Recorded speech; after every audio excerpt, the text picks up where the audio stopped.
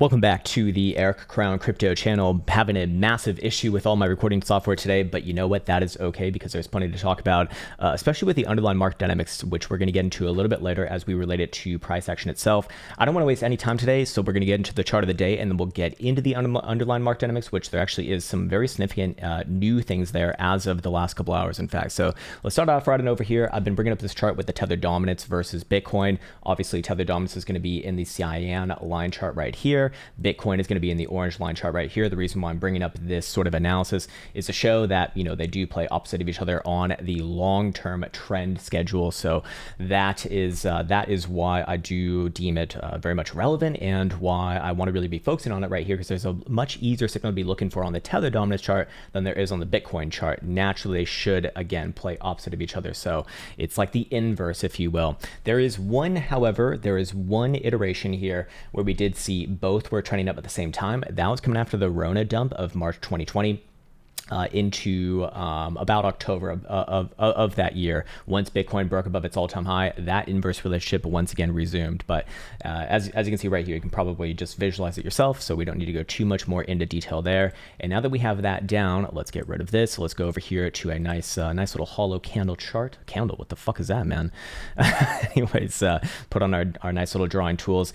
And what I want to show right here is that while Tether Dominance did pop up to the area that we were looking for, like months ago, around 5%, we are also getting the pullback that we're looking for from that area about now in the past couple weeks here. And I do believe that it will pull back more in the following, I don't know, month or two, whatever it ends up being. So in this case right here, I wanted to show the rejection that we're getting continuation from. This also does have some regular bearish divergence on the same side as well. And we are also seeing a little bit of a downside jewel weekly signal as well here. Now, keep in mind, this is coming on declining volatility. BBWP is obviously contracting right here. So, you know, kind of the problem with that is this would technically be a corrective move within the context of a general uptrend. But for right now, I do look for this to continue on with the overall downside. Very likely finding its way down somewhere around about 395% in this case right here, somewhere around the 21 and also 382 Fibonacci retracement. Very likely a bounce there. So short term, that likely does align with, you know, well, short term, that would imply, again, Tether Dominance down. So opposite on Bitcoin, very likely a bounce from that region. How high can the bounce go? I probably shouldn't talk about that before it happens, but maybe, I don't know, maybe like 4.25, 430 or so, whatever it ends up being. I'm not too married to that idea. Ultimately, though, I would be looking for this one to eventually come down somewhere around here at about 360 or so, 0.5 Fibonacci retracement, also in line with the 55. Very, very, very, very important. That's at the point where I probably would be looking for a higher low if I am looking for a trend resumation here, which would obviously imply, you know, major downside for Bitcoin, or at least downside for Bitcoin, you know, relevant towards this chart. Until then, you know, I do look for this continue on with the downside, generally speaking, after maybe a little bit of a bounce after hitting about 395 in this case. But ultimately, you know, lower to go. So that likely does bode well for Bitcoin.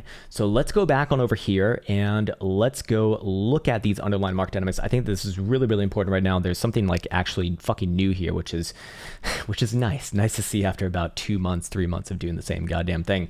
Anyways, what are we looking at? Okay. So first things first, if you're on a daily feed, which everyone has access to, it's showing 11.9 billion in open interest. These represent leverage positions.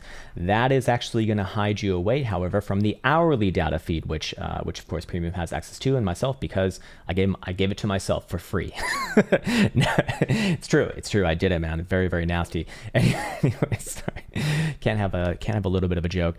12.83 billion is actually what we're looking at right here. So the reason why this is significant, the reason why this is this is valuable is because that 12.83 billion is actually higher than what we saw in the February rally, that mid-February rally to about $45,000, and also higher than the early February rally at that same area as well. If you're to look at price action right here, let's just briefly go to it. I'm talking about this high.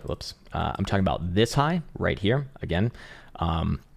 And this high and this high. Obviously, it's like well above the March highs, but in this case, we do have more leverage positions on the board than these last three highs around that $44,500 to $45,000 region, and we'll get into the importance of that region soon enough as well. But what I want to bring this full circle to is that the funding rates, when we combine with that, with these, massive of positions added in really the last few hours, actually, we do see that funding rates on the hourly feed are slightly negative here. So why is this important? How does this kind of fit into the data? Well, if you understand the contract specifications for like most of these leverage exchanges, your Bybits, your Femexes,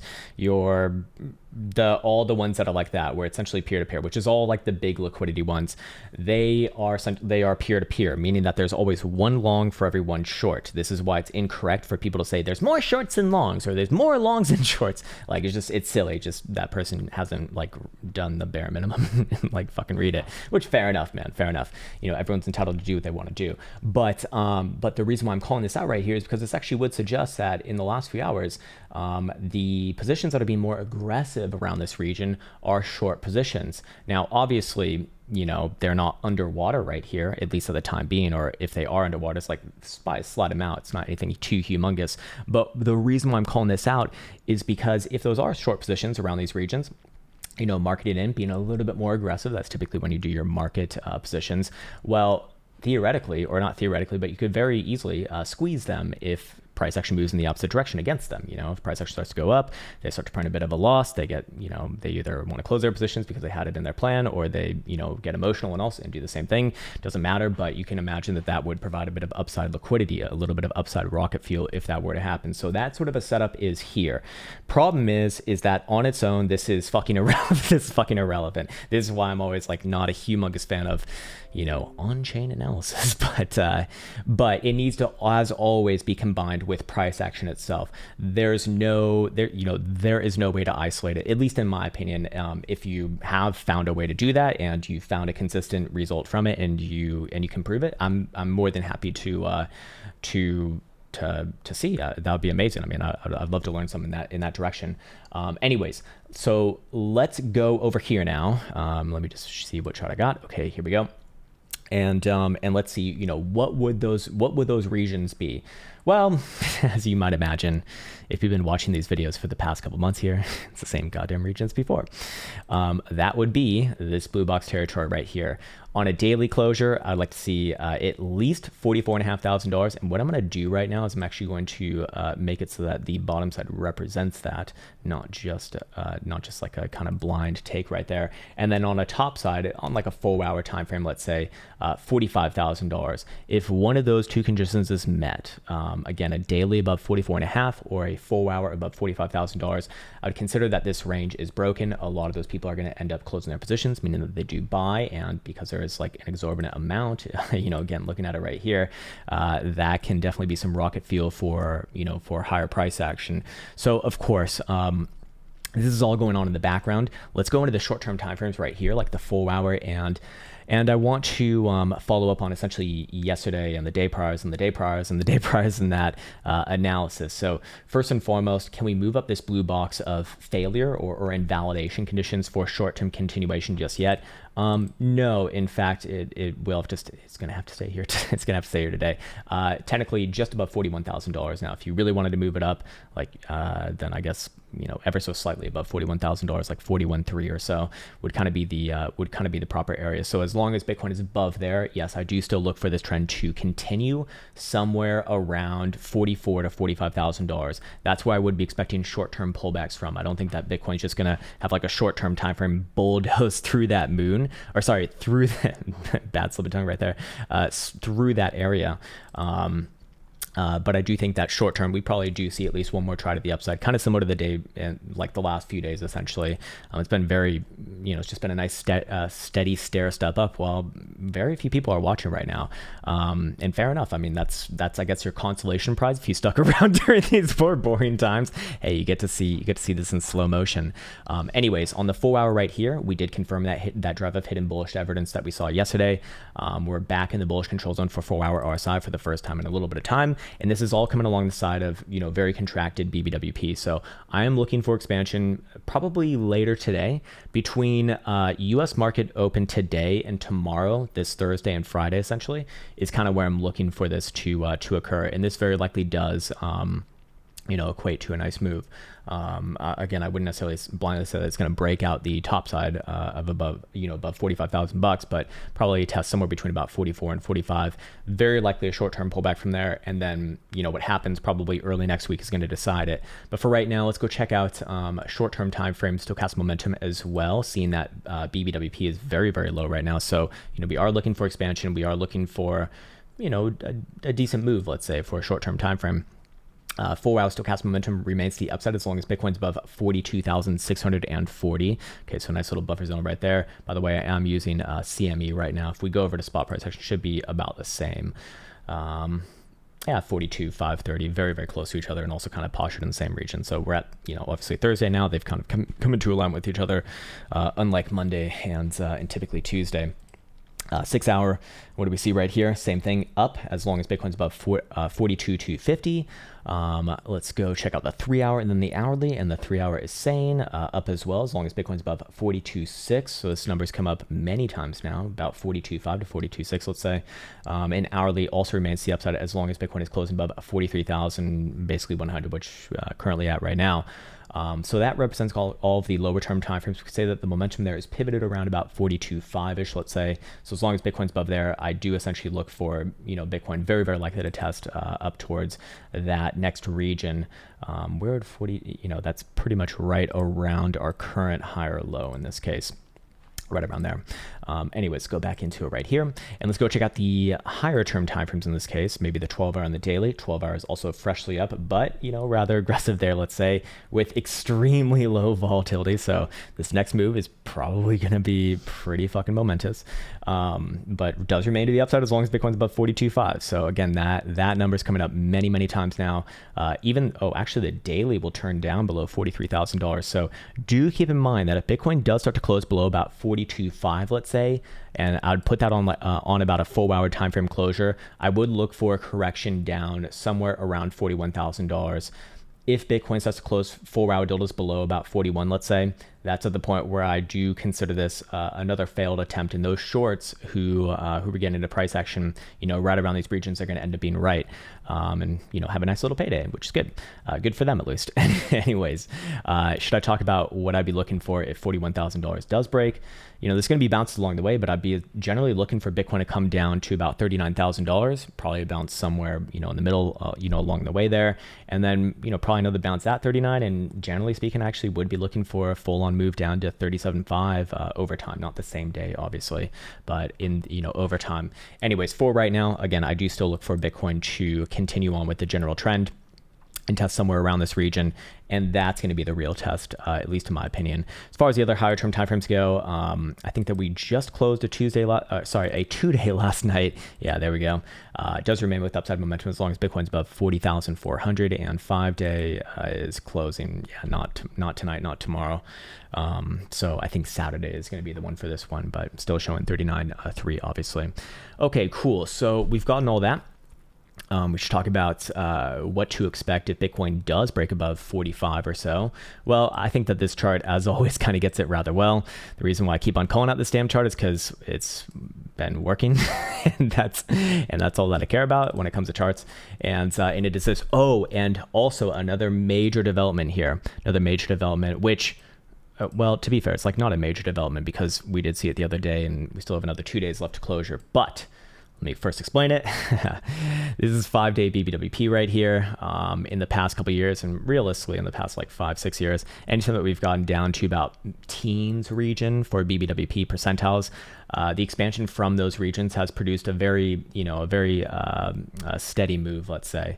To put it bluntly, we've measured them out right here, represented by these green vertical bars of when BBWP is low. And in the past year and a half alone, we've seen on average about a 45% move either to the upside or the downside from those low reads. That takes about 40 days on average upon resolution. The reason why I'm once again calling this out big time here is that we are seeing the 5-day BBWP once again get a positive slope. And when it gets a positive slope, that is when things really start to get going, as you can see. When we match it up right here. In fact, I do have this one wrong actually. It actually does change it by, oh no, it doesn't change it at all for the data calculation. Just I had my thing wrong probably. Anyways, and what the hell? what's going on right there? That was weird. Anyways, so it is getting that expansion. Technically speaking, though, we need to see this confirm. It is not confirmed just yet. If you're watching yesterday's video, you'll notice that the 5-day BBWP was flat, not with a positive slope, So that won't be confirmed until not tonight's closure, not tomorrow night's closure, but the night after that, Saturday night at 8 p.m. Eastern time, I do believe, is the current like daylight savings time matchup bullshit. Like, fucking hate daylight savings time. It's awful, man. We don't need it at all. Anyways, or maybe we do. In fact, I don't understand. I don't even understand, so I shouldn't be talking about it. Anyways, the way that we've been kind of looking at it to kind of get an edge as to where price action is likely to see that volatility expansion is this 5-day stochastic momentum oscillator right here, of which basically just the direction of it in itself has been pretty damn accurate in getting those moves. So obviously this first one in May was to the downside. Second one in July off of the bear trap was to the upside. Next one over here in October, again to the upside. And over here in December to the downside. Again, you can match these up yourselves. Also kind of depends on, what sort of control zone it's in as well. The reason why I'm calling this one out is because as of right now, the 5-day stochastic momentum is still remaining to the upside. We have not seen again that 5-day BBWP get the positive slope just yet, but something to be aware of. And then obviously, as far as the 5-day BBWP goes, not only is it upside angled, but it's also out of the bearish control zone, which is, I do think historically important. If you are looking at that as a signal, and then that remains to the upside as long as Bitcoin is closing above 39,300 on that 5-day time frame. So again, still a few days left to go, but technically speaking, that would have, if you were to add 45% on to current price action, that put Bitcoin around like $56,000. If it does take the downside route, which will come up a validation for that as well, 23,000-ish is kind of where that would imply as well. So do keep that in mind, because that is, these are big numbers, and we're very likely going to see a move around one of those in the next, let's say, month and a half or so, So I guess not, what's after March, April. No, it's not April, but it'll be like in May. And usually May, just it's like a general market thing. I don't really trust these too much, but it does seem to work, which kind of pisses me off, because sometimes it could just be that simple. Is that old saying, sell in May and go away? Could be. But in this case right here, if we were to look at confluential factors for both the upside and the downside, we can definitely find them. Absolutely. In fact, the daily right here is showing something very, very relevant. In fact, I want to directly speak to the people in the program in a second. But first, what does Bitcoin have going on right now? It does have, technically speaking, an ascending triangle in place. Just higher lows, a bullish reaccumulation formation. Again, not validated, of course, until Bitcoin's above $45,000. But the reason why I'm calling it out anyways is because if it were to be validated above that level, it does have a technical target, which is all the way up to $56,000. Also in line with 3.272 Fibonacci extension, and would naturally confirm a few other interesting things along the way. One of them being another drive of hidden bullish evidence over here on the weekly RSI. Also rejecting the bearish control zone just in general. Should be nice for the Bulas. That would have a first target of about 51,000-ish, and a second target, but less likely to hit at around 57. So again, quite similar to that. And, it also naturally confirmed a higher low along the way as well, which is, usually what you need for a reversal. So that's kind of what's at stake for the Bulas, obviously. And then what I want to speak towards, or the people in the program that I want to speak towards right now, is the people who are interested in the Krown cross, because on the daily, you're going to have a chance to potentially get one here relatively soon. I will say, however, though, the Krown cross itself, with the BBWP component on the daily, does actually not have great statistics alongside of it.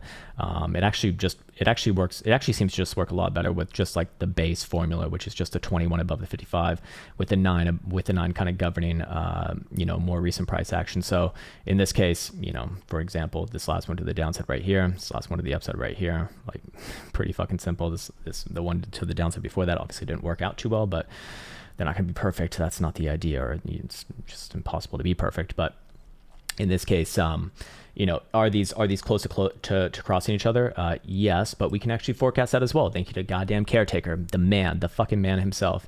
As of current, if we were to look at this on the current day, Bitcoin would need to close above 46,780. So probably not happening today, but tomorrow those numbers will naturally get closer to each other. So, you're kind of at the maximum financial opportunity, quite literally, for the bears right here, not the bulls. The bulls obviously, have their way above 44, 45 or so. But the reason why I say that for the bears is that, if you are bearish, you're basically looking for Bitcoin to top out, pretty much right around here, maybe a little bit higher after, maybe somewhere a little bit more around like 44 or so. But of course, as always, I can come up with a pretty nice downside case. It's kind of hard to argue against it right now still. It's just speaking to myself, which is the monthly MACD and the monthly 20 simple. When you get the monthly MACD across the downside, which we actually already have, and price action closing below the white 20 simple on the monthly as well, each and every time it's always led to a move towards the green 55 on this chart. And guess where that is? It's right around 23 to 24,000 bucks. So quite similar to that target that we gave out over here. So basically, this is a long way of saying you can expect Bitcoin to be, or historically speaking, you expect Bitcoin to be somewhere around 56 or 23,000 bucks in the next month and a half or so. As of right now, there are a few more things that do favor the upside. Still, however, I do think, at least for myself, it would be prudent to wait for an actual break of about 45,000 bucks. And there's going to be stops along the way, obviously, probably somewhere around like 48 or 48-ish. And then say definitely around like 51 to 52 or so. And then technically speaking, you got your big bag target met. Other than that, I don't think that this video needs to be any more longer than it already is. It's already 21 minutes. What the hell? I didn't realize that it was that long. I apologize. What would actually trigger the downside? Well, obviously the monthly closure below about the 20 simple there, which is currently about 38.5, or, well, it's actually 37. What the hell? Wait, what? Okay. Oh, okay. I misread it. Let's just call it 38.5 or so. As of right now, 7 days left to go. Another week in the trading month to go is well above there, but everyone knows that that's $5,000. That's a Bitcoin sneeze, basically. So fair enough, man. Anyways, I'm gonna be signing off now. I want to take a second to wish you well yet again, and hopefully see you soon.